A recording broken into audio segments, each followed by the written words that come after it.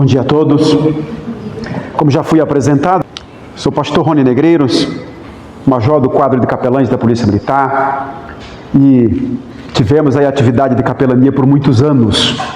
E dentro da atividade de capelania, nós desenvolvemos uma palestra com fundamentos bíblicos, mas dentro do comportamento humano, e não como religião.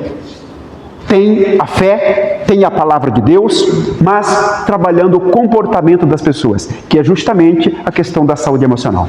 A saúde emocional é uma questão comportamental. A depressão, a ansiedade, o estresse é o sentir. Se é um sentimento, é comportamental. Ok? Vamos primeiro aqui ler um conceito da Organização Mundial da Saúde. Aqui é a ciência que descreveu isso, é a medicina que descreveu. Define a saúde emocional como um estado de bem-estar onde o indivíduo realiza suas próprias habilidades, lida com os fatores estressantes normais da vida, trabalha produtivamente e é capaz de contribuir com a sociedade. Aqui fala do estado normal de um ser humano, quando ele goza de saúde emocional, quando ele é capaz de desenvolver as suas habilidades, quer sejam sociais ou de trabalho. Vamos avançar um pouquinho para a gente ver. Nesse sentido, é fundamental não somente identificar os problemas relacionados à saúde emocional, mas também guiar suas atitudes para resolver. Guiar atitudes são ações humanas e guiar é cabeça. Eu até deixei grifado, daqui a pouco a gente vai falar bastante sobre isso, porque hoje a sociedade deixa o coração guiar as emoções, as circunstâncias que estão vivendo, um momento de pico de estresse guiar. E aí as tragédias acontecem, ok? Daqui a pouco a gente fala mais sobre isso. Vocês têm as Forças Armadas, as forças de segurança de modo geral, vocês têm quadro de saúde, inclusive com médicos, psiquiatras, psicólogos. Então, seria eu trazer uma palestra no mesmo formato? Seria igual. Então, sou pastor, sou do quadro de capelães, mas sou pastor. Então, desenvolvemos uma palestra no campo espiritual, da espiritualidade, e não religioso, por conta da liberdade religiosa que é preservada com garantia constitucional. Então, vou pontuar algumas coisas que a Bíblia descreve sobre saúde emocional. Aqui é só um retrato, é só mostrar esse versículo que uma pessoa teve saúde emocional. O primeiro versículo de cima: amado, desejo que te vá bem em todas as coisas. Aqui, um profeta, o apóstolo, chegou para o outro, é como cumprimentar. Te desejo que seu dia seja bom. E no final do versículo ele coloca: e que tenha saúde. É como cumprimentar uma pessoa. Que você tenha saúde, assim como bem vai a tua alma. Por que eu trouxe essa referência? Porque aqui existe um espelhamento, uma referência bíblica, que declara, é uma afirmação. Ao se despedir, ao cumprimentar o colega: amado, desejo que tudo vá bem na sua vida. E aí, que você tenha saúde, mas no final ele afirma que o colega tem saúde emocional, vai bem a tua alma. Daqui a pouco a gente vai separar o ser humano, vamos falar um pouquinho da trindade do ser humano, como cabeça, como coração e como corpo físico, espírito, alma e corpo. E a gente vai compreender melhor aonde os sentimentos das pessoas atuam, que normalmente é no coração, ok? O que pensar para ter saúde emocional? Ora, se é pensar para ter saúde emocional, eu já estou no campo da cabeça, já estou no campo do intelecto, já estou na cabeça, estou aqui em cima, não estou mais aqui na parte de baixo do corpo. Vamos ler um pouquinho aqui sobre isto. Tudo o que é verdadeiro é o que deve ocupar minha cabeça. No que pensar para ter saúde emocional? Tudo o que é verdadeiro. Primeiro pensamento ocupar minha cabeça. Tudo que é honesto, tudo o que é justo, tudo que é puro e tudo que é amável. Vamos separar um pouquinho isso aqui? Aqui está dizendo para ocupar a cabeça com esses adjetivos para que tenhamos saúde emocional. O primeiro deles ali é pensar na verdade. Quando este versículo de Filipenses 4:8 manda eu pensar na verdade, ocupar a cabeça, ocupar meu racional com a verdade, eu queria falar um pouquinho sobre isto, porque normalmente as tragédias do mundo têm fundamento no oposto disso, que é na mentira. Normalmente os conflitos, inclusive dentro de casa, no seio da família, começa com mentiras. A falta da verdade é um grande problema para a saúde das pessoas, inclusive a saúde emocional. Normalmente, quando entre um casal tem uma traição, é muito comum a pessoa mentir para o outro, para o companheiro. A cabeça não está ocupada com a verdade. E se o companheiro pegar o celular, então, já começa a tremer, porque fica preocupado com a descoberta da mentira. As pessoas que não têm uma vida pautada na verdade, elas sofrem muito. Por exemplo, o homem criminoso, e aqui o homem que eu falo é o ser humano. O homem criminoso, o que pratica a ilegalidade, o que pauta a sua vida na ilegalidade. Como que é o sistema nervoso dessa pessoa? É fragilizado. Porque a vida está sendo construída em cima de mentiras. Inclusive, diante de uma acusação, ele é capaz de mentir, para que a justiça não venha puni-lo. Quem tem uma vida pautada na mentira, no engano, nas fraudes, no furto, no roubo, quando ele vê a lei, quando ele vê o agente da lei, como é que ele se comporta? Comportamento é sentimento. Ele fica desesperado, desespero de alma, de coração. Por quê? A vida foi construída sobre a mentira e não sobre a verdade. Por isso que eu coloquei que quando nós temos uma vida construída sobre pilares de verdade, que é um dos pilares das Forças Armadas, os senhores têm paz de espírito, têm paz de alma, têm paz de coração. Ok? Ocupar a cabeça. Pensar para ter saúde emocional é no campo racional. Isso aqui tem que estar dentro do meu intelecto. Honesto. Práticas de honestidade. As pessoas desonestas, elas precisam esconder a desonestidade. Então, não é possível a pessoa ter saúde sendo desonesto. Por quê? Ela fica preocupada com medo da descoberta. Mas do oposto, quando eu tenho a honestidade como prática no meu subconsciente e prática nas minhas ações, é óbvio. Obrigado.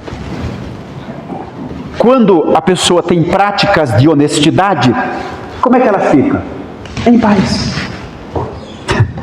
Ter paz é o maior anseio da sociedade. O que é paz? Tranquilidade, repouso absoluto, consciência limpa. Por quê? Porque é honesto.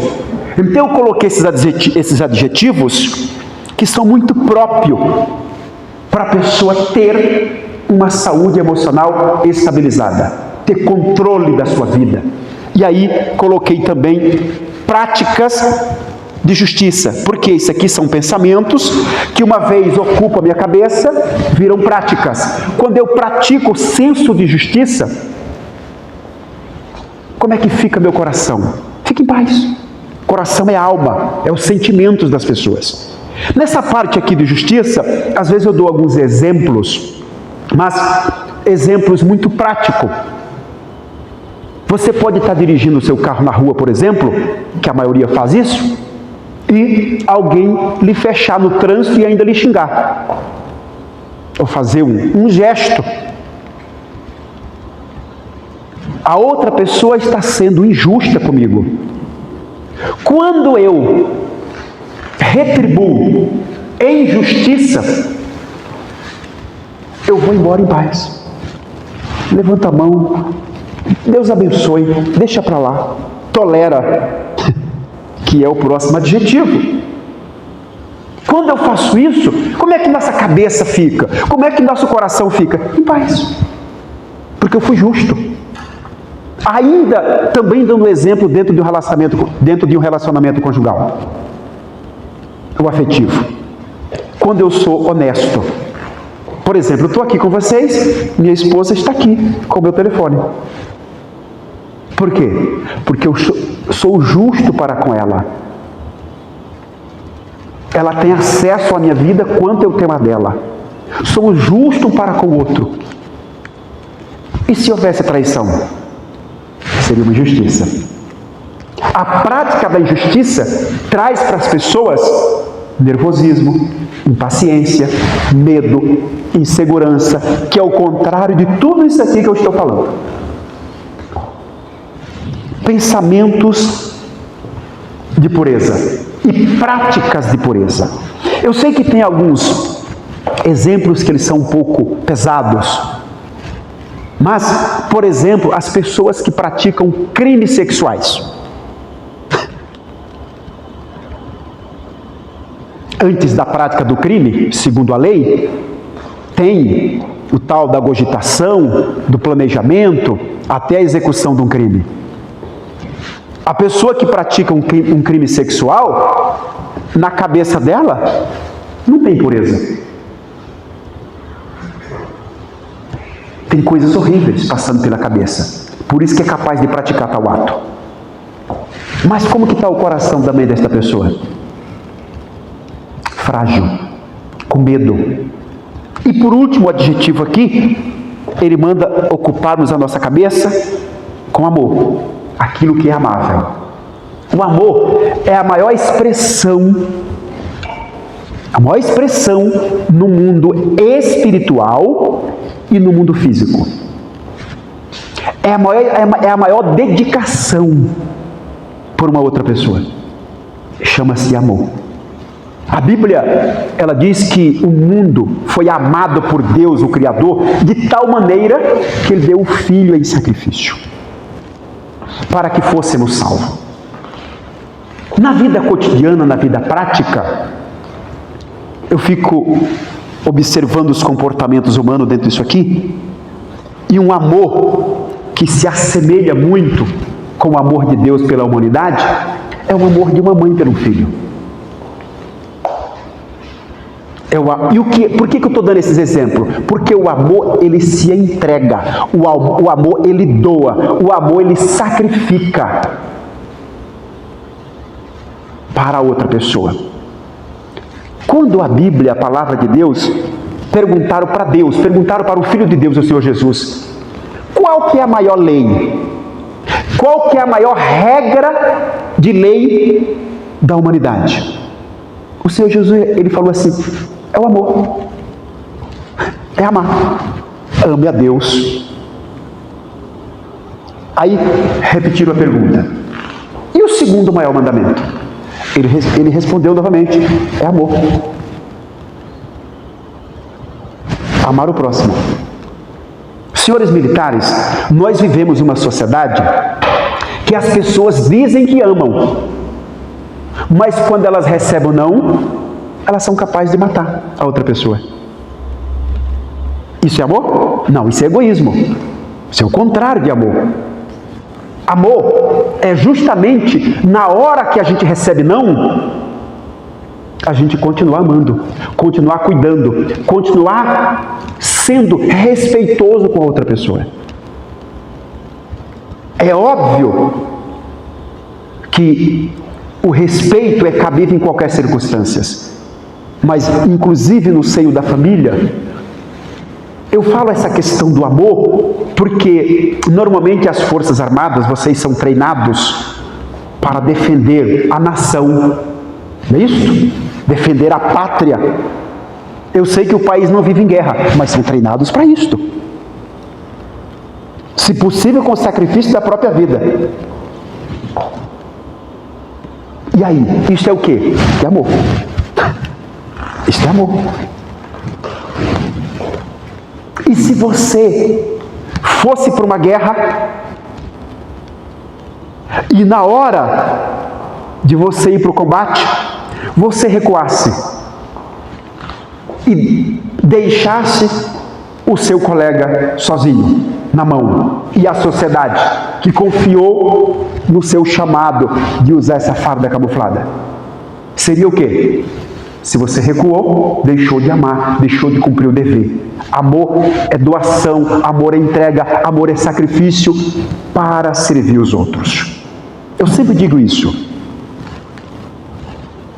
As forças policiais e as forças armadas amam muito, porque senão não teriam escolhido essa profissão. Mas quando você cumpre o seu dever, como é que você vai para casa? Se você amou, com a sensação de dever cumprido, porque praticou esses adjetivos. E aí o que é que você tem? Saúde emocional. Você tem confiança, você tem paz de espírito, você cumpriu o seu dever. Tem as frustrações dos ingratos de uma parte da sociedade? Tem. Mas você não deve olhar para os outros, e sim para as suas práticas de vida. Se você teve boas práticas, você cumpriu o seu dever. Seu coração está em paz. Ok? Vamos falar um pouquinho agora da trindade do ser humano.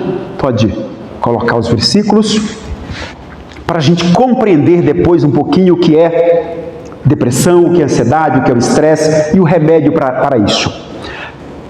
Pode colocar mais um slide? Os três juntos? Ok. Isso aqui eu queria falar um pouquinho para depois compreendermos um pouquinho as doenças do coração e como diagnosticá-las.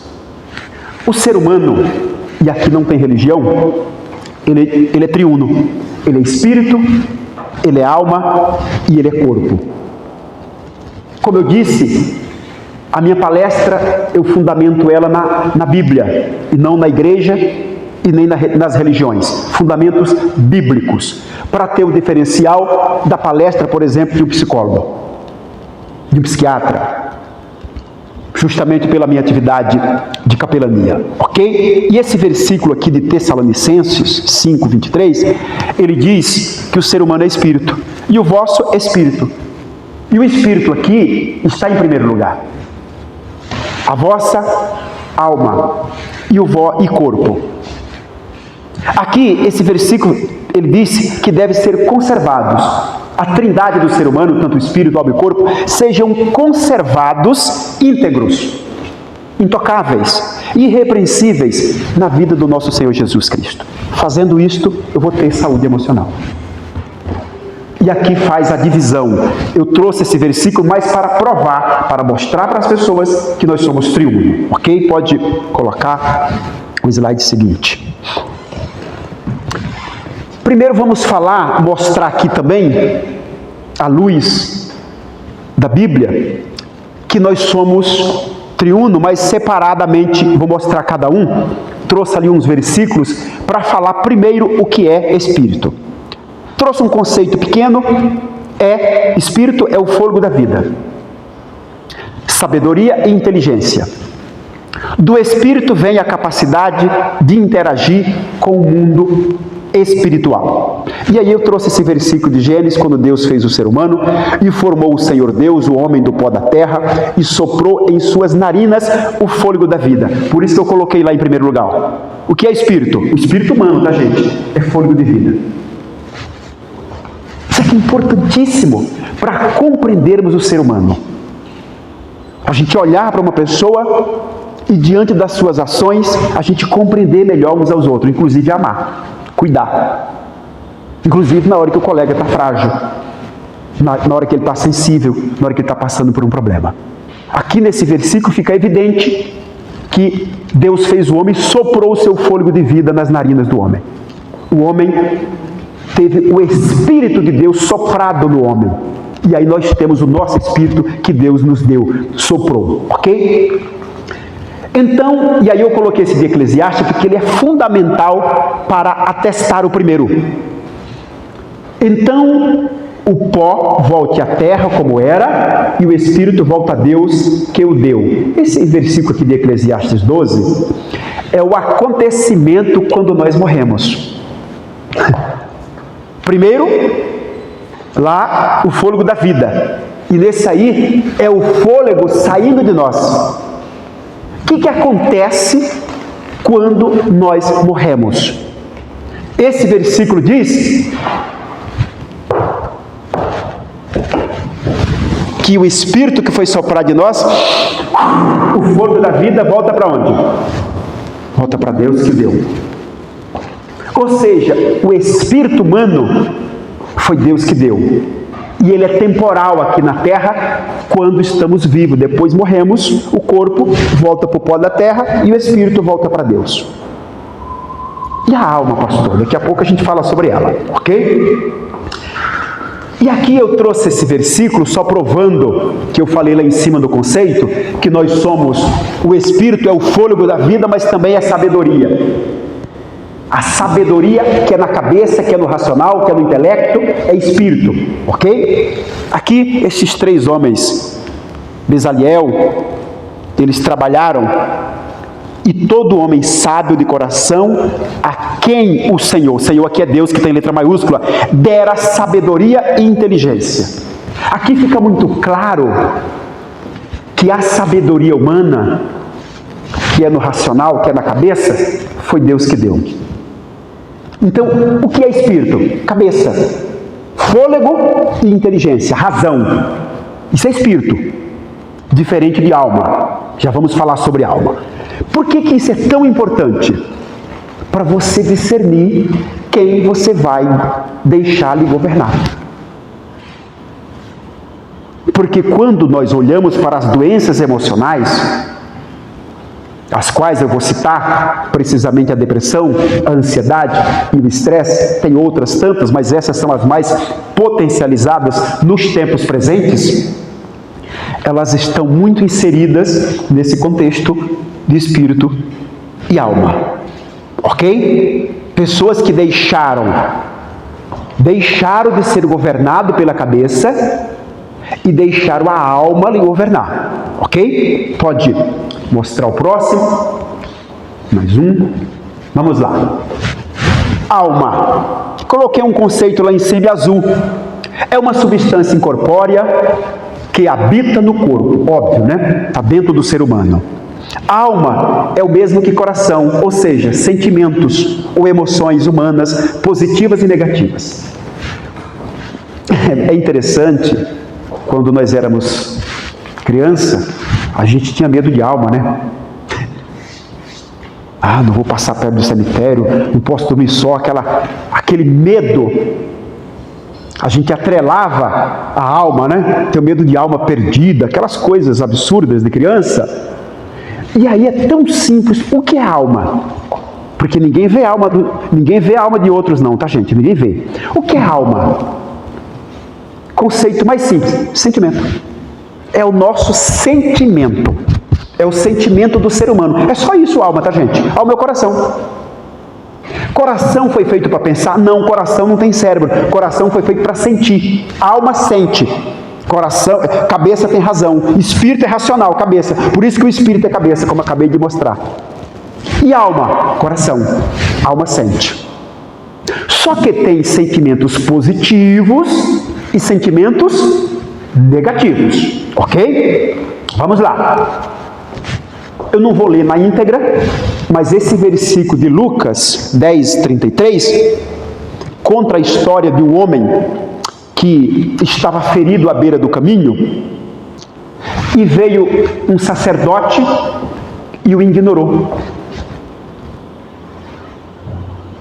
E veio um homem sem religião e é a parábola do bom samaritano, e pegou esse homem, levou para uma hospedaria, deu para ele pão, cuidou dele, mas ali, movido de íntima compaixão. Essa palavra compaixão me chama a atenção. Mas certo samaritano, viajando, veio até ele e, vendo-o, foi movido de íntima compaixão. Compaixão atua no espírito ou na alma, gente? Compaixão é alma, é coração. É um sentimento. É um sentimento. Compaixão é um sentimento. Nesse caso positivo, de amor, de cuidado. Ele cuidou desse homem ferido.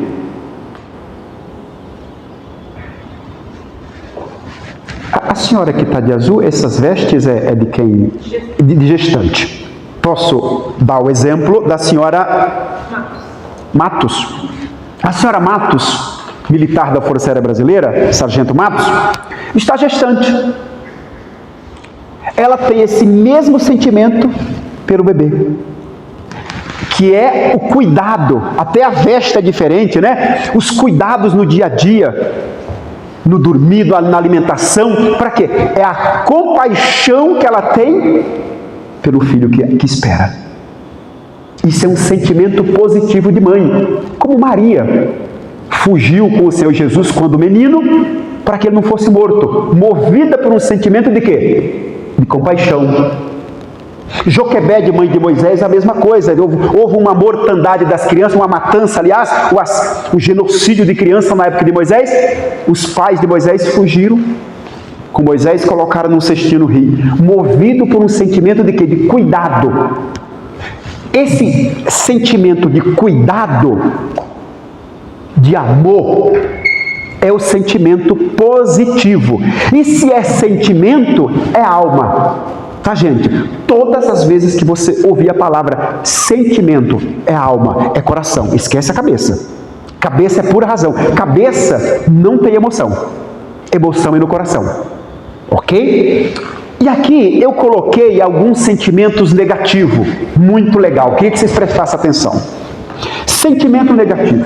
Esses aqui são horríveis. São os danos da sociedade.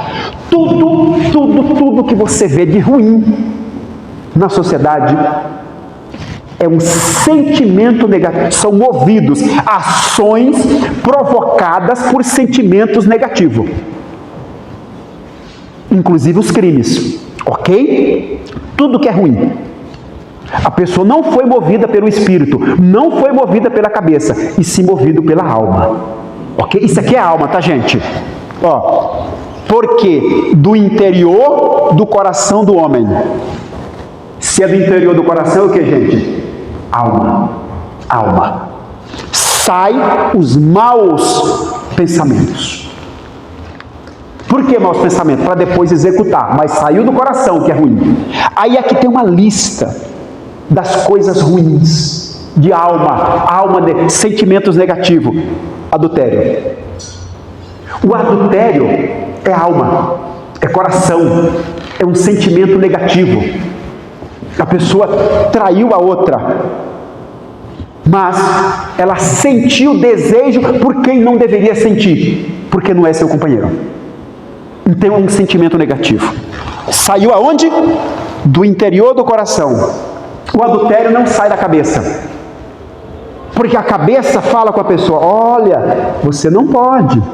Lembra do primeiro adjetivo que eu falei para ter saúde emocional? É ocupar a cabeça com alguns adjetivos? Aqueles adjetivos falam conosco. Olha, pensa na verdade, pensa na justiça, pensa na ética, pensa no amor. Você não está amando o seu companheiro. Você não está amando seus filhos. Está saindo de casa para adulterar. Esse sentimento negativo sai do interior do coração. Não sai da cabeça. E aí ele acrescenta falando, as fornicações. O que é fornicação? São relações sexuais ilícitas. Olha que perigo. Olha o crime. O maior crime contra a humanidade é homicídio, que é tirar a vida de outro. Aliás, a lei tutela como o maior crime, exceto com o acúmulo de outros crimes, que é o caso do latrocínio, que é o roubo seguido de morte. Mas o matar é a maior pena, porque o maior bem que nós temos é a vida. Mas o homicídio, a pessoa mata outra, o ódio de matar, o sentimento negativo de querer matar outra pessoa, nasceu aonde, gente? No interior de onde? De onde, gente? Do coração. Se nasceu do coração, é alma. Nasceu na alma o homicídio. Os furtos. Olha, ó. Roubar o que é dos outros, no linguajar popular. Furto e roubo. Tirar, subtrair o alheio, nasce do coração, nasce da alma, porque é um sentimento. É um sentimento negativo de querer o que não é dela. Eu não posso ter, então eu vou tomar dos outros. É um sentimento negativo, alma, coração. Todos os sentimentos negativos e positivos saem da alma, porque alma é coração, ok? A avareza, que é o desejo também, o apego, né? A dinheiro. As maldades, a pessoa é má, ela pratica mal, é aquela pessoa que não tem bondade dentro dela, no trabalho dela, ela quer prejudicar, ela quer atropelar os outros, ela quer se dar bem em detrimento dos outros. Quer dizer, a pessoa má. Essa maldade do ser humano nasce aonde? Coração. Nasce na alma. O engano, o enganador é o mentiroso. É o que mente descaradamente para se dar bem, para enganar os outros.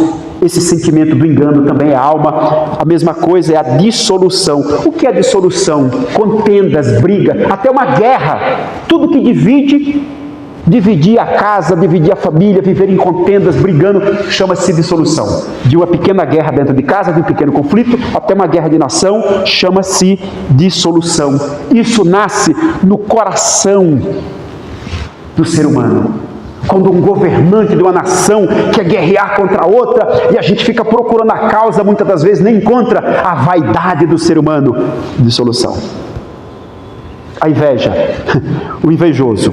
O invejoso é aquele que olha para o outro e quer ter o que é do outro, quer se igualar ao outro, é o invejoso.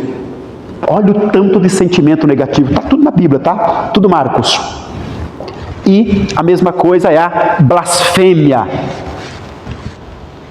que é a pessoa blasfemar outra ou blasfemar a fé do outro, a espiritualidade do outro, inclusive blasfemar o próprio Deus. Ok? A soberba. Esse homem soberbo é aquele egoísta que só pensa em si. A loucura, o lunático. Todos esses males procedem de dentro e contamina o homem. Olha só o que a palavra de Deus em Marcos fala, que esses sentimentos contaminam o ser humano. Gente, todos esses sentimentos ruins ali são sentimentos negativos, é alma. Está na alma do ser humano, no coração das pessoas. Essa atrocidade, essa maldade. Ok? Daqui a pouco, quando a gente falar das doenças, fica mais fácil compreender. Ok? Pode avançar o slide. Corpo físico, não haveria necessidade de falar, mas mesmo assim eu pontuei, é a estrutura física, é o meio que nos proporciona contato com o mundo exterior. Quer dizer, o tato, o olfato, o mundo exterior, é o meu corpo físico, ok? Coloquei só um versículo também que fala, para saber até a origem do ser humano, e da costela que o Senhor Deus tomou do homem, formou uma mulher e levou a Adão e disse: Adão, esta agora é osso dos teus ossos e carne da minha carne, e será chamada de mulher, porquanto do homem foi tomada. Por que eu trouxe esse versículo aqui? O primeiro versículo lá que eu li para vocês, que era o fôlego da vida, Deus formou lá o homem do pó da terra e soprou no homem. E aqui nesse pega uma parte do homem, a costela, e forma a mulher. Além da origem humana, está expressa nessa palestra, eu fundamentei o que é cabeça, o que é racional, o que é inteligência, o que é sentimento positivo, o que é sentimento negativo e o que é corpo. Tudo isso está na Bíblia, a formação do homem e a sua capacidade de interagir, tanto espiritualmente, como sentimento de alma, seja de cuidado ou de desprezo, positivo ou negativo, mas também as nossas habilidades do corpo físico. Ok? Vamos lá? Avançar um pouquinho. É importante saber que a alma, assim como o corpo, tem seus anseios, que depende do seu bem-estar. Assim como o corpo, a alma também adoece. O corpo físico adoece, mas a alma também é o que, gente? É importante você saber disso. Do mesmo jeito que o corpo físico adoece, a alma também o que? Adoece. ok? Desencadeando uma descarga de emoções e sentimentos, que por sua vez foge ao controle. Olha só, gente, é muito importante isso aqui. Vamos prestar atenção nesse ponto bem aqui, ó. Eu disse que a alma adoece. Desencadeando uma descarga de emoções. Se emoções é coração, é alma, tá? E sentimentos, que, por sua vez, foge ao controle do ser humano. O sentimento de alma, por sua vez, foge do controle humano, convergindo em sintomas e doenças que lhes são relacionadas como? Olha só, quando o sentimento do ser humano foge do controle, olha o que gera. Olha o perigo de você deixar a cabeça de lado, não deixar seus pensamentos, não deixar sua razão, não deixar a verdade, não deixar a ética, não deixar o amor, que é tudo cabeça, governar, e vir para o coração, que é aquele monte de doença que eu acabei de falar. Olha o que vai acarretar no ser humano: depressão, ansiedade, estresse e outros. Vou falar só desses três. Pode avançar, por favor. Depressão. Eu trouxe esse conceito da Organização Mundial da Saúde, OMS. A depressão é um estado afetivo negativo. Olha só que interessante aqui, gente. Esse conceito é da medicina. A depressão, ele é um estado afetivo negativo. Afeição é sentimento. Afetivo negativo. A depressão é negativa. É um sentimento negativo. Igual aquela lista que eu coloquei ainda há pouco. Ok? Que se caracteriza por tristeza. Olha. Então, por que isso aqui é tão importante para você, militar? Nós vivemos uma sociedade que tem um índice alto de suicidas, inclusive no meio militar e no meio policial, e no meio dos profissionais de saúde, médicos e enfermeiros. E por que isso é potencializado nesse público? Porque tem um facilitador. A arma, no caso dos militares e forças policiais, e o psicotrópico, no caso dos profissionais de saúde. Então isso aqui é importante vocês compreender muito bem, porque no seu convívio militar do dia a dia, você pode diagnosticar um colega com estes problemas e você antes se antecipa e consegue ajudar. Esta semana já chegou um caso desse para mim, uma tentativa, não se consumou, estamos acompanhando. Ok? Muito importante vocês estar alerta com os colegas para que vocês possam ajudar. Então, a pessoa está muito triste. E essa tristeza aqui não é aquela tristeza, por exemplo, de você perder um ente querido e na semana seguinte você está arrasado. É natural isso. Agora, se isso perdurar para o resto da vida, você não conseguir reagir a ponto de não voltar mais a trabalhar. A ponto de não mais querer comer, não mais querer se cuidar porque morreu um ente querido. Isso é normal? Não, fugiu do controle. Então, está caminhando para uma depressão. Ok? Mau humor. Esse mau humor é interessante. Às vezes aquela pessoa muito estressada, muito mal-humorada, muito rancorosa, e a gente não se dá conta que aquilo é uma doença. É depressão. A pessoa que ela está sempre mal-humorada, ela é incapaz de ter um momento de alegria. Está sempre reclamando. O mundo para ela está sempre ruim. Se chover, ela reclama da chuva. Mas se fizer sol, ela também vai reclamar do sol. Porque o mau humor está aqui em cima, está sempre em alta o mau humor. Isso é um dos sintomas de que, gente? Lá em cima, o que é que está escrito? Depressão. E este conceito, cabe salientar que ele não é meu. Ele é da ciência, ele é da OMS, Organização Mundial da Saúde. Sentimentos de vazio. A pessoa depressiva, ou que tem sintomas de depressão, ela tem um buraco dentro de si.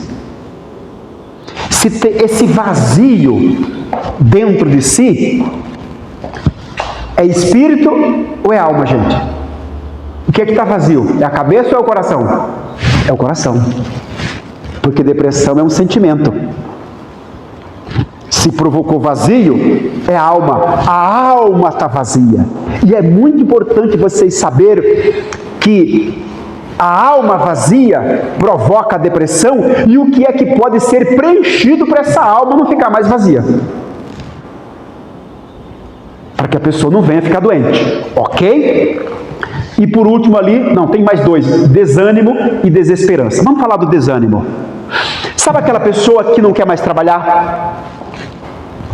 Não quer estudar, não quer mais investir nela, não se preocupa mais com o bem-estar dela, com o físico, com a alimentação. Ela começa a vida dela não ter mais, ela começa a desencadear um comportamento que a vida dela não tem mais valor. É o desânimo. O desânimo absoluto faz a pessoa, alguns até acamar, enfermar de fato numa cama, porque não quer mais dormir, não quer mais comer, não quer mais se cuidar.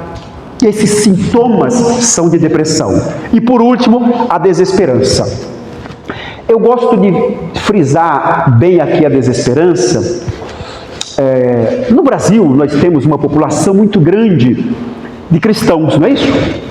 Evangélicos e católicos, soma aí quase 90%, e os demais ali 10% dos outros segmentos. E eu estou falando isso fundamentado nas estatísticas do próprio IBGE, mas é só para falar dessa desesperança bem aqui. Como nós temos quase 90% de cristãos, qual que é a maior esperança do cristão? Qual que é a maior esperança? O mundo futuro, o porvir após a morte, a salvação eterna, não é isso? É a nossa maior esperança, é a salvação eterna. Vou morrer fisicamente, mas a vida não acaba aqui. Quando eu estiver velhinho, ou quando Deus me chamar, eu vou para um lugar melhor. Essa é a nossa maior esperança de um mundo melhor. Por isso que as lutas para a gente aqui, a gente enfrenta elas. Nada, isso aqui é temporal, vamos vencer tudo isso. Daqui a pouco eu vou morar no paraíso. Lá atrás o homem pecou e foi nos submetido a algumas lutas. A maldade do ser humano, os conflitos sociais, nos traz dissabores. Mas isso vai passar. Vai passar, eu tenho a esperança da salvação eterna.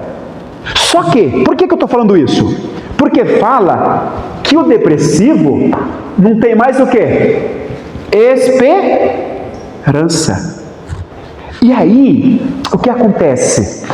Como ele não tem esperança da vida eterna, é onde ele é capaz de tirar a própria vida. Isso é muito sério, tá, gente? Olha aqui para o pastor um minutinho. Por isso que o depressivo é encorajado a tirar a vida, porque ele perdeu a esperança da vida eterna. Isso é um perigo. Isto é um perigo tremendo. Então, se você vê uma pessoa que não tem mais ânimo, perdeu a esperança do porvir, do amanhã, ela não quer mais nada com o futuro, ela está desencadeando depressão. Até aqui ficou claro, gente? Até aqui ficou claro? Vamos ler aqui o final dessa parte de depressão. A depressão pode ter várias causas. E aqui cita algumas, como predisposição genética. Eu, particularmente, também creio nisso, porque até falta de comida causa depressão. Ou a má comida, má alimentação. Mas a predisposição genética está muito relacionada com os hormônios do corpo físico. Isso aqui tem reposição. Se é físico, a medicina pode ajudar, não pode, gente? Aquilo que é físico, a medicina não ajuda? Inclusive com uma boa alimentação, com um bom sono e assim sucessivamente. O que é físico, o que é genético, o que é físico, ok? Meio ambiente adverso. Isso aqui eu queria falar um pouquinho sobre isso. Meio ambiente adverso. pode trazer depressão. Se você vive num ambiente que todo mundo está depressivo, todo mundo está doente, todo mundo está triste, todo mundo vive desanimado, todo mundo reclama, não é um perigo isso, gente? É um perigo a pessoa, porque está escrito ali, ó, o meio ambiente que a pessoa vive. E o adverso, eu relaciono muito isso, por exemplo, com as forças policiais que trabalham na rua, no enfrentamento da criminalidade. O ambiente deles é muito diverso, por isso que tem muita depressão também lá. São colegas de vocês de farda, só a atividade que é diferente. Vocês defendem a pátria, a nação numa guerra, e eles defendem a sociedade no dia a dia para que possamos ter segurança. Mas vocês são irmãos de fardas. E aí, imagina o policial de rua, por exemplo, que de manhã ele sai para trabalhar e ele se depara com uma ocorrência de briga de casal. Ele está no meio ambiente de uma briga de casal, correto? Ele sai daquela ocorrência e no meio do turno, no mesmo dia, ele enfrenta uma troca de tiro, que a vida dele está em risco. O meio ambiente não foi diverso do que estava ainda há pouco? Daqui a pouco, no final do expediente dele, ele pode se deparar com um acidente grave e ter uma pessoa morta. O meio ambiente já está diverso do que ele estava de manhã. Compreenderam isso? Esses picos, como é que deixa a pessoa? Com o sentimento. Gente, alma é sentimento. Vai mexer com os sentimentos dessa pessoa a tal ponto de provocar uma depressão. Por isso que tem diagnóstico, por isso que tem cuidados a ser tomado para que isso não ocorra. Ok? Porque tudo isso está no campo do sentimento. Está no campo do coração, da alma, ok? Pode passar, por gentileza. O que podemos entender? Que o depressivo tem um olhar excessivo às perdas. Olha só, isso aqui é muito interessante. O depressivo tem um olhar excessivo para as perdas, fazendo a pessoa ficar presa a estes acontecimentos e não consegue enxergar o futuro de bem-estar. Ou seja, eu lido com isso todos os dias, tá, gente? Todos os dias. Eu sou capelão há mais de 20 anos, fiquei 18 anos na ativa no quadro de oficiais capelães, e hoje eu continuo atuando na atividade de capelania, tanto nas Forças Armadas como nas Forças Policiais. É a minha atividade pastoral todos os dias. E dentro da nossa atividade de capelania, hoje eu tenho uma grande preocupação com as doenças emocionais, as doenças da alma, as doenças do coração, que é o comportamento das pessoas. Porque o comportamento está relacionado com quem me governa. Se é meu espírito, que é minha cabeça, ou se é meu coração, que é a alma. Ok? Está muito atrelado a isso, as doenças. E aí, com essa experiência que nós temos, atendendo pessoas, conversando com elas, acompanhando pessoas que têm depressão, ouvindo as pessoas, ouvindo o modelo de vida que elas têm aqui na Terra. O que é que a gente percebe nessa experiência? Que o depressivo olhou para trás. Demais, com excesso. Perdeu um casamento, ficou preso, ele não consegue soltar a pessoa. Ele fica lá lutando. Alguns começam a cometer até crimes com o ex. Preso àquele passado. Daqui a pouco ele está doente. O empresário que faliu, perdeu, ficou preso lá ao passado. Ah, minha vida era assim, minha vida era... E agora não é mais. Ela não reage para conquistar o futuro de bem-estar dela. As reações são ficar presa ao passado. Isto é depressão. Isto é o que, gente? Depressão. Isso é importantíssimo para vocês no dia a dia fazer a leitura no seu ambiente social, na sua casa, na sua família, no seu trabalho, e de repente você ajudar pessoas. Ok? A pessoa não deve ficar presa ao passado de maneira que ela não consiga viver o futuro. Uma coisa é uma vaga lembrança, porque somos pessoas, somos seres humanos. Outra coisa é se prender a tal ponto de deixar de viver um futuro. Aí a pessoa está doente. Aí ela está desencadeando uma depressão. E aqui tem um diagnóstico, aqui tem um remédio. Tem um remédio aqui. O que a Bíblia orienta?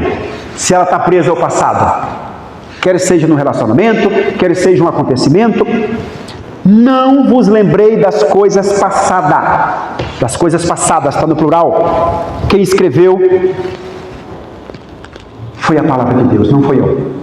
É uma orientação bíblica para a gente não se prender ao passado. Nem considere as coisas antigas. Passou. Nós não temos, tem coisa, gente, que a gente não tem controle. Se uma pessoa diz assim, eu não quero mais estar casado com você, uma decisão de outra pessoa, eu tenho um controle sobre isso? Eu tenho controle? Não, porque não é minha vida, é a vida de outra pessoa. Eu só tenho o controle da minha vida. Aliás, quando a gente quer controlar a vida dos outros, também vira uma doença. Sim ou não? A pessoa não quer mais estar casada, foi embora e você quer controlar. Onde foi? Conversou com quem? Foi uma festa. Por que não me quer mais? Quer dizer, está presa ao passado. Depressão. A Bíblia orienta para a gente não olhar para isso. Não considerar as coisas antigas. Já passou. E aí tem uma promessa maravilhosa aqui. No final do versículo. Eis que farei. É uma promessa de Deus. Uma coisa nova, ou seja, vai ter vida nova. Se você não ficar preso ao passado e olhar para Deus, ler a Bíblia, colocar a Bíblia na cabeça, lembra que eu falei que espírito é na cabeça? É no intelecto, lembra disso? Espírito é cabeça. Ok, já vou falar mais sobre isso. Agora sairá a luz. O depressivo, ele começa a ver tudo escuro, tudo preto e branco, tudo negro. O brilho do mundo e das coisas não tem mais valor para o depressivo. E Deus prometeu nos dar uma vida colorida, uma vida de luz.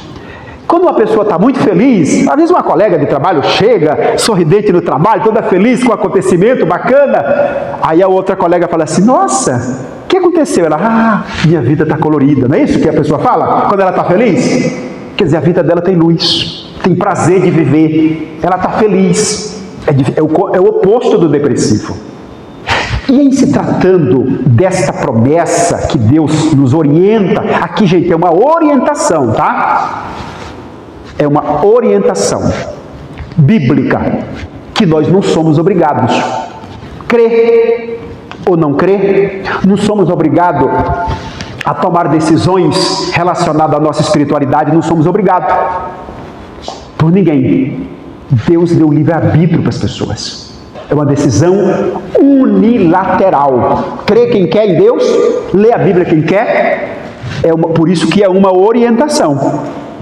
Se a pessoa tomar a decisão de fazer, na vida dela vai ter luz. Ok? Queria só, porque tem outros pontos ainda, mas só queria falar para vocês o seguinte. Até aqui, dentro desta visão de cabeça, que é espírito, coração, que é alma, e as ações do corpo físico, só uma orientação para vocês é o seguinte. Quando Deus fez o ser humano, Ele soprou o espírito dele na cabeça, não foi? Nas narinas, não foi? Na parte superior nossa, em cima. E nos deu esse espírito que está dentro de nós, nosso espírito. E aí, Deus não fala com o coração, tá, gente? Só uma orientação para vocês. Deus não fala com o coração. Deus fala com a nossa cabeça, com o nosso racional. A Bíblia está ali, a Bíblia orienta. Não vos lembrei das coisas passadas. Esta palavra está entrando aonde? No meu ouvido. Eu estou ouvindo, você está ouvindo, e eu também estou lendo, estou ouvindo a minha própria voz. Então, está falando com a minha cabeça, está falando com o meu racional, com o meu intelecto. Então, Deus fala com a nossa cabeça, não fala com o nosso coração.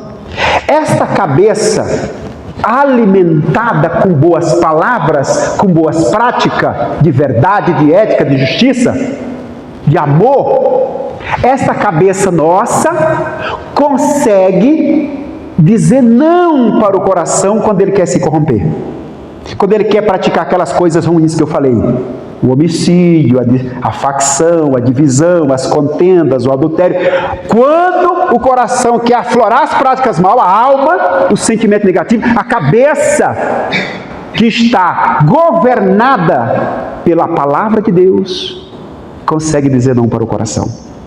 Mas o último versículo eu falo mais sobre isto, ok? Pode pular o slide, vamos falar um pouquinho agora da ansiedade. De acordo com a Organização Mundial da Saúde, a OMS, a ansiedade é um transtorno, ok? Se é transtorno, saiu. Lembra quando eu comecei a palestra que eu li o conceito de saúde emocional? No conceito de saúde emocional, as pessoas lidam com os problemas de uma forma normal, mas aqui está dizendo que tem um transtorno, tem uma doença, tem um erro, tem práticas negativas, ok? Tem um transtorno caracterizado por preocupação e medo excessivo. O que é ansiedade? A pessoa preocupada demais. É ansiedade. E medo excessivo. A pessoa vai fazer o exame, por exemplo, para tirar habilitação para dirigir um veículo. Ou que fosse uma lancha, que as Forças Armadas têm piloto de lancha, barco, navio, assim sucessivamente. E no caso de vocês, avião, aeronave, com os colegas de vocês que são dessa área, eu não vou conseguir fazer a aula hoje de voo. E ela tem medo de pular, tem medo do paraquedas, tem medo da aeronave. Uma coisa é o medo controlado, outra coisa é o medo que virou pânico. Sim ou não? Se é pânico, é um sentimento, correto? Se é medo, o medo prudente é me freia para eu não fazer loucuras. Mas o medo excessivo vira o quê? Ansiedade. A mesma coisa é a preocupação. Será que amanhã eu vou conseguir pagar minha conta? Será que amanhã vai ter comida na minha mesa? Será que amanhã isso? Sabe aquela pessoa que tem medo do amanhã? O amanhã para ela é um desespero. Não tem pessoas assim? Pois é. Isso é o que, gente? Estou falando das pessoas que não têm mais domínio. O desespero é tão grande, a preocupação é tão grande, que ela perde-se o equilíbrio. Tá? Outra coisa interessante para pontuar, porque no público jovem, principalmente, está acontecendo muito. O anseio desesperado por ganhar dinheiro fácil, as facilidades, porque uma das doenças também da alma, a depressão, a ansiedade, o estresse e outras doenças da alma, são muito provocadas por uma cobrança muito rápida de resultados, a tecnologia do mundo, uma série de fatores tem deixado as pessoas doentes, inclusive a ansiedade.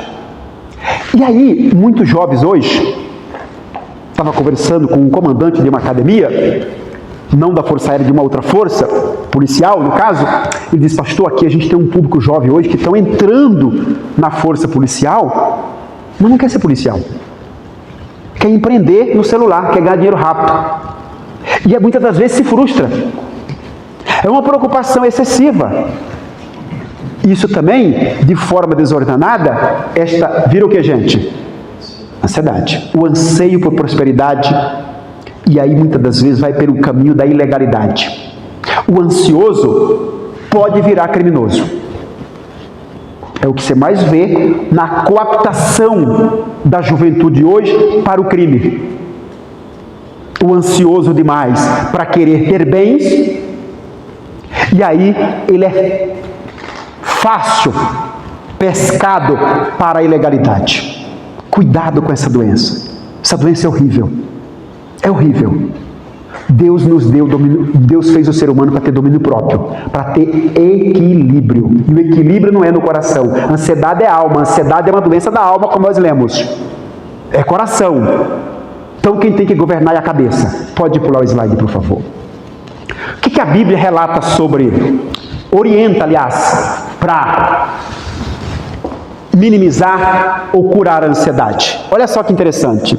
Não andei ansioso por coisa alguma. É uma orientação lá de Filipenses 4:8. Ou seja, não fique preocupado. E aqui, só para fazer uma orientação bíblica, a preocupação excessiva é falta de fé. O que é fé? Não é confiança? A fé não é uma confiança? Então, se eu não tenho fé, sou frágil na fé, eu fico preocupado. Quem é muito preocupado, como é que a fé está? Embaixo. Então, qual que é o diagnóstico para o ansioso? Alimentar o quê? A fé. E a fé é aonde? Na cabeça. A fé vem por ouvir, cabeça. Ouvir o quê? A palavra de Deus. Alimenta a cabeça. A ansiedade vai embora. Por isso, primeiro ele orienta para não andar ansioso por coisa alguma. E depois ele fala, lançando sobre ele sobre a palavra, sobre Deus, toda a vossa ansiedade.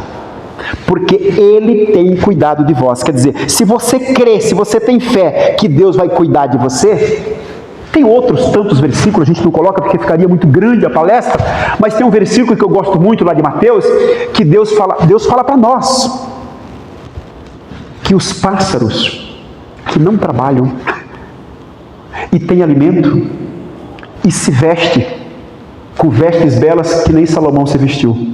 Não é maravilhoso isso, gente? Quer dizer, não fica preocupado com amanhã, Deus vai suprir. Você é filho de Deus. O amanhã vai ser melhor do que hoje. Às vezes no nosso meio, convivo com pessoas que a fé está sempre em alta. Às vezes eu cumprimento um bispo, um pastor. E aí, como é que o senhor está? Ah, pastor Rony, eu estou excelente. A fé está aqui. Estou melhor do que ontem. Tem um bispo, um amigo meu, que ele fala muito isso. Estou melhor do que ontem. E pior do que amanhã vai estar melhor ainda. Ué, essa pessoa não vai ter ansiedade nunca. Porque a fé está aqui, ó, alimentada. Está na cabeça. A cabeça está governando. Tudo bem, gente, até aqui? Tudo bem? Pode pular o slide. Estresse, esse é o último, tá, gente? É a última doença que eu vou falar para vocês. Deixa eu tomar um pouco de água. Vamos ler esse conceito aí da Organização Mundial da Saúde, o que é o estresse? Hoje na sociedade quase não tem, né, gente? Olha só o que é que a ciência caracterizou aí, conceituou como Organização Mundial da Saúde também, tá, gente, esse conceito. O estresse é uma reação natural do organismo a situações de ameaça ou perigo. Até aqui tudo bem. É um mecanismo que coloca o corpo em estado de alerta ou alarme, provocando alterações físicas e emocionais. Vamos dar exemplo na prática disso aqui. Vamos imaginar, vou dar o exemplo do colega de vocês. Hoje os jornais noticiaram um roubo numa farmácia, hoje pela manhã. Esse exemplo também é bom. E um oficial das Forças Armadas estava na farmácia e ele precisou reagir para não morrer. Ele chegou a balear um dos infratores, aliás, 2, mas ele também foi baleado, mas está num ótimo estado de saúde, eu estou monitorando. Ele reagiu diante de um perigo, correto? Teve uma ação de reação diante do perigo. Uma reação física. Mas o estresse também pode ser uma reação emocional. Vou dar um exemplo de emocional. O policial está na rua e ele trabalha numa área mais perigosa. E lá nessa área perigosa, ele é hostilizado pelaquela sociedade. Ele passa na sua viatura, o povo xinga, alguns jogam pedras. E aí vem um dia de serviço. Estava tendo uma palestra com um promotor esses dias, ele deu um exemplo na prática, que o policial foi ouvindo. Um dia o policial explodiu. Quando ele explodiu, a reação dele foi física ou foi emocional? Emocional. As emoções foram sendo alimentadas, as emoções negativas dele ser xingado, hostilizado. Uma hora a alma, o coração explodiu. E aí teve uma reação negativa. E qual foi o rosto que virou manchete? Foi a dele, mesmo sendo uma autoridade. Qual foi o rosto que foi sentado nos bancos dos réus? Foi ele. Então o estresse é horrível. Hoje as pessoas têm picos de estresse no trânsito porque um não deu seta, ou mudou de faixa, e ele entendeu que foi fechado, e aí vem um pico de estresse, se xingam. Gente, isso é seríssimo. Trocam farpas, e em alguns casos gera ocorrência, e em alguns casos agressão física, e em alguns até morte. Isso aqui é o nosso dia a dia. Numa briga, quer dizer, só o ato de dirigir, a pessoa explode, porque teve um pico de estresse no trânsito, briga, tem entre vias de fato, e em alguns casos agressões, crime, e alguns perdem até a vida. Então o estresse é uma doença horrível. Horrível. Hoje, meus queridos militares, me permitam chamar assim, existe um número altíssimo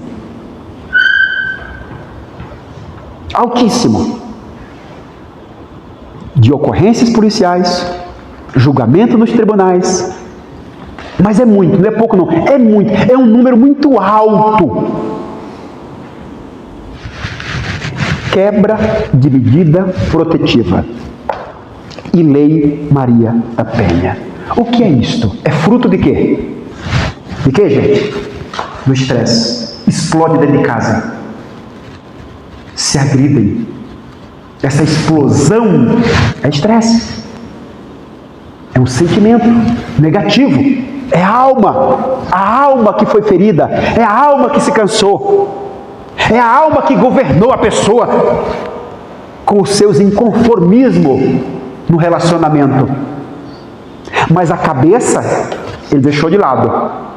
Porque a cabeça tem senso de justiça, na cabeça tem ética, na cabeça tem amor, na cabeça tem lei, na cabeça tem justiça. Por isso que aquele ponto que eu falei lá no começo é tão importante. Ocupar a cabeça com a verdade, com justiça, com amor. Se a cabeça está alimentada com esses quesitos, o coração não explode. Ok? O coração não é dominante, que ele não foi feito para dominar, foi feito para sentir. Quando ele domina, o estrago, pode ter certeza que o estrago é feio. Ok? Pode pular o slide, por favor. Olha o que a Bíblia orienta, que coisa maravilhosa esse Provérbios 16. Melhor é o que tarda em irar-se do que o poderoso, e o que controla o seu ânimo do que aquele que toma uma cidade. Esse tomar a cidade, para vocês que são homens e mulheres das Forças Armadas treinados para a guerra, é uma palavra muito conhecida, né? Ir lá e tomar o campo, tomar a cidade, dominar um país, por exemplo, uma nação, numa guerra. É o poderoso em guerra. Quer seja pela tecnologia, quer seja pelo braço, pelo treinamento, você venceu a guerra. Graças a Deus, que coisa boa, venci a guerra. Meu país é o vencedor. Mas olha o paralelo que a Bíblia faz. Fala que é melhor se controlar do que conseguir tomar um país, que vencer uma guerra. Porque não adianta você vencer uma guerra e dentro de você explodir. E dentro de casa você destruir a sua casa, a sua família, a sua vida. Sim ou não, gente? Isso não valeu a pena vencer a guerra. Olha, eu tenho um exemplo, como ele é público, eu sempre falo, não vou nem citar nomes, só o exemplo. Eu me recordo que uns anos atrás, porque ali esse versículo fala, é melhor não irar, tardar para ficar irado, do que ser poderoso. Eu me recordo que o líder da nação mais poderosa do mundo, uns anos atrás, ele foi estampado na capa de todos os jornais do mundo inteiro, de uma forma negativa. Porque saiu do coração dele um sentimento negativo e ele adulterou, ficou com a secretária. Um presidente de uma nação, saiu tudo que é jornal, foi um escândalo mundial. E aí, esse versículo, eu lembro muito disto, porque ele era o homem mais poderoso do mundo. Mas ele não controlou o seu coração. A cabeça do poderoso esqueceu quem ele era e deixou o sentimento do coração guiá-lo. E o escândalo veio, e foi horrível. Percebe o perigo das doenças da alma, das doenças do coração? E aí a Bíblia fala, não fique irado, se controle. Pode pular o slide. A Bíblia descreve essas emoções e sentimentos, olha, vazio, esgotada é a alma, devastada está, derretente o coração. Esse derretente o coração, eu me lembro muito de um jovem apaixonado, por exemplo. Eu dou esse exemplo porque é muito comum, né, na juventude, se apaixona, o coração está derretido pela outra pessoa, e outra pessoa não. E ela está lá, atrás, babando, se humilhando, indo atrás, e vai. É a alma vazia, coração derretente. A cabeça, ele esqueceu que tem cabeça. A outra pessoa não já disse não? Eu acabei de falar, eu tenho um controle sobre a vida dos outros, sobre o que os outros sentem? Não, mas eu tenho sobre mim. Então eu tenho que cuidar de mim. Se eu já ouvi não, é não. Coração derretente. E aí, olha o efeito. Treme os joelhos, todos os lombos a dor, e os rostos de todos se enegrecem. Lembra que eu falei ainda há pouco? Que o depressivo vê tudo negro, tudo escuro? Olha. O rosto, os olhos, vê tudo negro. A alma vazia. Pastor Rony, capelão Rony, o que é que eu faço quando essa alma está vazia e foi acometida de estresse, de ansiedade, de depressão, dessas doenças da alma? Como é que eu faço? Vamos lá? Pode pular? É natural o ser humano sentir dor, tanto no corpo como na alma. E a dor emocional, que é a alma, né, gente? A dor emocional é muito mais difícil se admitir. Creio que você já chegou um dia no trabalho e viu um colega falar assim para você: minha cabeça hoje está doendo. Já ouviu? Puxa, hoje estou com uma dor de cabeça. Mas um colega seu já chegou e falou assim para você: hoje eu estou com uma dor na minha alma. É difícil, não é? Porque às vezes a pessoa nem compreende se é na alma. Ela nem compreendeu. Vocês que estão nesse auditório aqui, nunca mais, vocês vão errar nesse quesito. Vocês vão saber quem fala com Deus é a cabeça, não é o coração. Vocês vão saber o que é alma, o que é coração, o que é sentimento, positivo, negativo, o que é razão, porque vocês hoje estão aprendendo isso aqui para lidar com as vossas emoções. É natural para o ser humano sentir dor tanto na alma, já falei isso aqui. Afinal, é mais fácil dizer meu dente está doendo do que dizer minha alma está sofrendo. Você não chega no seu ambiente de trabalho aqui no CONGAP, no Comando Geral de Apoio, e alguém fala assim: minha alma está doendo, minha alma está... Não, você não vê isso. Você pode até falar: eu não estou me sentindo bem, estou triste, mas dizer que a alma está doendo, porque ela não compreende que é alma. Ela não sabe que a doença é na alma. Ah? Quando desfalecia em mim a minha alma, lembrei-me do Senhor. Olha a doença, olha o diagnóstico para a doença. Quando a minha alma desfalecia, ou seja, quando a minha alma estava triste, depressiva, amargurada, preocupada, com excesso de pico de estresse, seja a depressão, olhando para trás demais, olhando para frente de forma desordenada, perdeu o equilíbrio, quer dizer, a alma desfalecia. Olha o que ele fez, o que Jonas fez? Olha o remédio aqui. Quando desfalecia a minha alma, lembrei-me do Senhor. Lembrou de quem, gente? De Deus.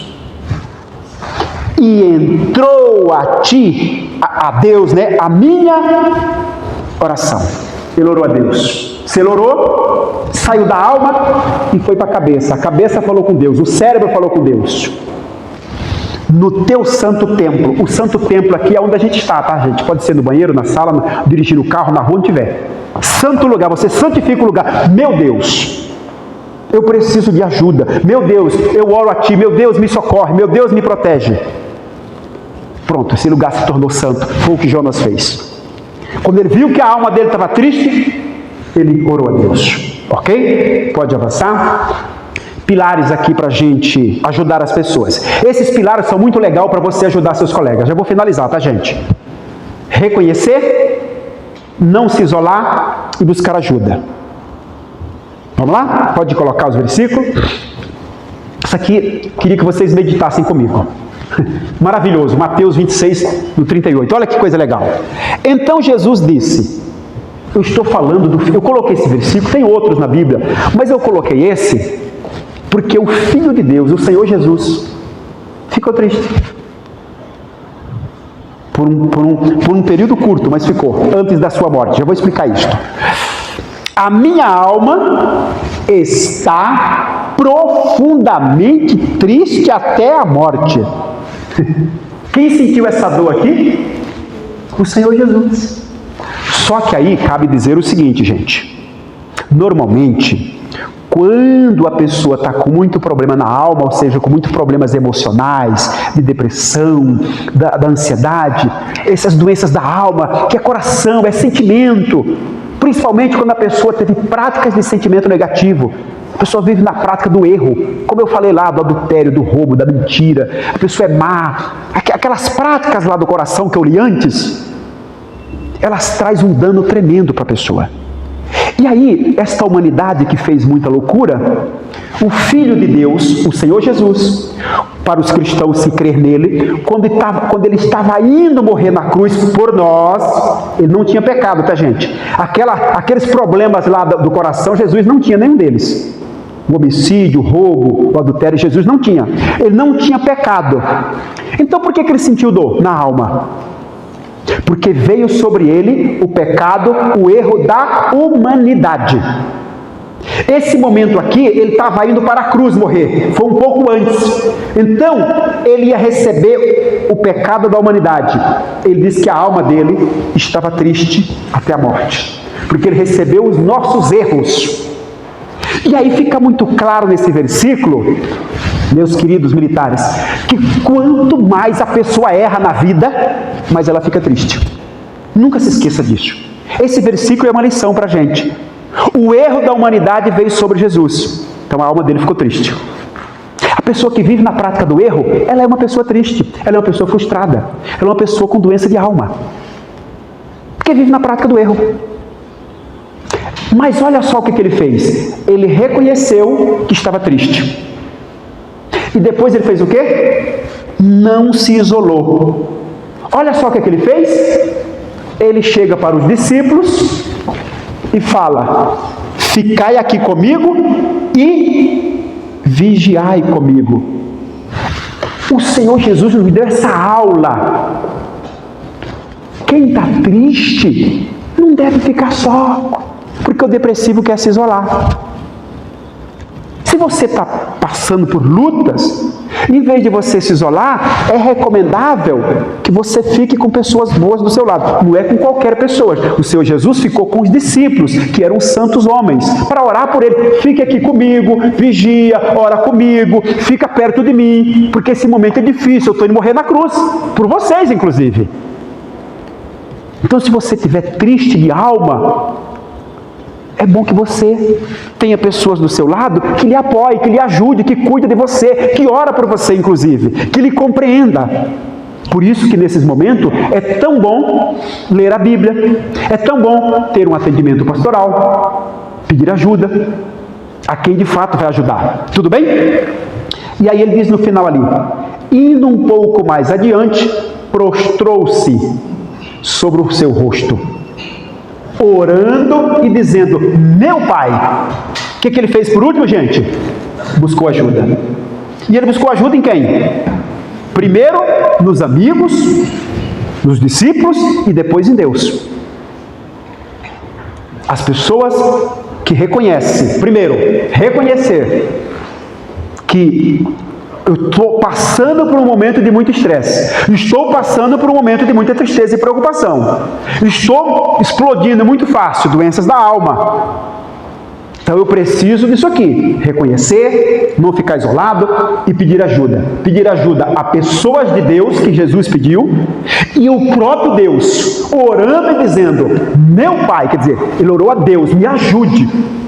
E quando a gente lê esse contexto todo, ele diz para Deus, olha, está doendo tanto esse pecado da humanidade sobre mim, a morte de cruz é tão doída, Pai, você não pode me passar esse cálice? Ele disse, não posso, porque você precisa morrer para as pessoas serem salvas. Ele disse, então seja feita a vontade do Pai. Mas a lição que eu quero trazer para vocês é eu pedir ajuda. Ele pediu ajuda aos homens, aos discípulos e a Deus. Ok, gente, até aqui? Então quem tem doença de alma, quem tem tristeza, depressão, ansiedade, deve pedir ajuda. Por último, só fazer um fechamento aqui para vocês. Mas esse versículo de Pedro, olha que coisa legal, que eu coloquei para provar que era sobre a morte dele. Ó. Levando ele mesmo em seu corpo os nossos pecados. Por isso que ele ficou triste, tá? Porque ele não teve pecado. Sobre o madeiro, para que, mortos para os pecados, pudéssemos viver para a justiça, e pelas suas feridas foste sarado. Eu coloquei esse versículo para ficar evidente, até para quem não é cristão, que está na palestra, compreender que a morte de Jesus foi para os nossos pecados serem remidos, ok?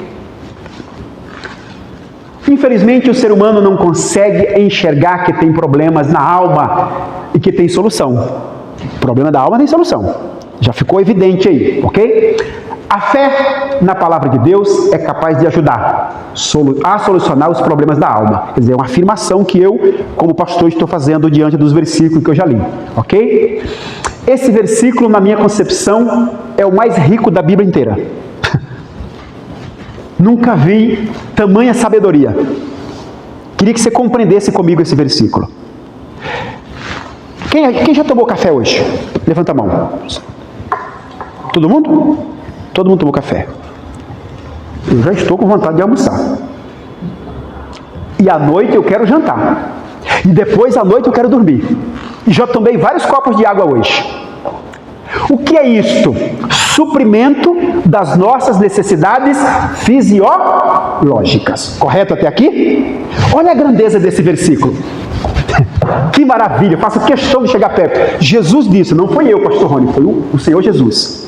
Nem só de pão viverá o homem. Pão, olha o pão aqui, ó. O pão é água, o pão é feijão, arroz e bife, é dormir, é uma boa cama, é o pão nosso de cada dia, ok? E aí ele fala, nem só de pão viverá o homem. Ou seja, eu preciso do pão, mas ele acrescentou um outro ingrediente. Qual é? Mas de toda a palavra que procede da boca de Deus. Está aqui o remédio para todos os problemas da humanidade.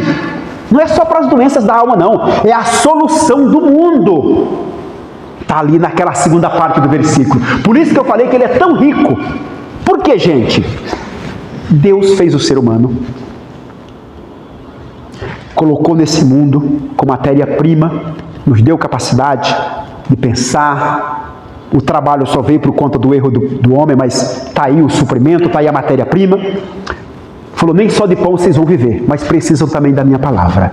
Ou seja, viver sobre as minhas ordens. A Força Aérea tem um regulamento militar, não tem? Quando você sai do regulamento, o que acontece? É punição, não é isso? Pois é. Esse monte de problema da humanidade são as pessoas se punindo. As próprias pessoas se punindo porque não praticam uma vida de acordo com toda a palavra que sai da boca de Deus. Não roube, quer roubar. A palavra de Deus falou para não roubar. Não adultere, quer adulterar. Não minta, quer mentir. Não é isso? Aí explica, meus queridos militares, a razão. Eu sou pastor no Templo de Salomão, ali em São Paulo. Acho que a maioria já deve pelo menos ter ouvido falar. Chegam pessoas na igreja, não só no templo, mas nos nossos templos de um modo geral, que elas têm muito pão. São ricas financeiramente. Tem carros de luxo, motorista, escolta, a melhor comida, nutricionista, tem o pão, não tem o pão? E por que elas chegam lá querendo se matar? O que faltou? O que faltou? O pão e a palavra que sai da boca de Deus. Não dá para viver só orando, só lendo a Bíblia, porque uma hora o corpo vai pedir comida e água, não vai? Vai morrer. E não dá para ficar só comendo a vida toda sem ler a Bíblia, o manual da vida. Porque a Bíblia, gente, não é religião. Nunca se esqueça dessa orientação. A Bíblia é o manual de comportamento humano. Se eu leio ela, eu tenho comportamento humano na minha cabeça para governar o meu sentimento e meu corpo. A Bíblia fala assim: ama o teu próximo, respeita o teu próximo, respeita o direito dos outros. Quer dizer, comportamento. É comportamental. Não mate, não roube, tudo isso é comportamento. Quando a pessoa faz isso, como lemos ainda há pouco, não olhe para trás. Ou seja, se você não olhar para trás, não vai ter depressão. É uma orientação bíblica, é um manual de comportamento. Se eu me comportar de acordo com ela, a depressão não vai vir sobre mim. Não olhe desesperadamente para frente. Tenha domínio próprio. Como acabei de ler, é melhor se dominar do que dominar uma cidade. É uma orientação de comportamento. A Bíblia é um manual de comportamento humano. Se eu faço tudo isso, eu não vou ter doenças na alma. Aliás, se as pessoas vivessem a Bíblia, não precisava de justiça, não precisava de polícia, não precisava de nada. Precisava de lei. Por quê? Porque as pessoas estão obedecendo a Bíblia. É um manual de comportamento. Se a pessoa conseguir praticar a Bíblia de Gênesis a Apocalipse, nada consegue punir ela, inclusive o regulamento militar. Porque a Bíblia manda a gente respeitar a lei dos homens. Lembra que eu falei? Ocupar a cabeça com justiça?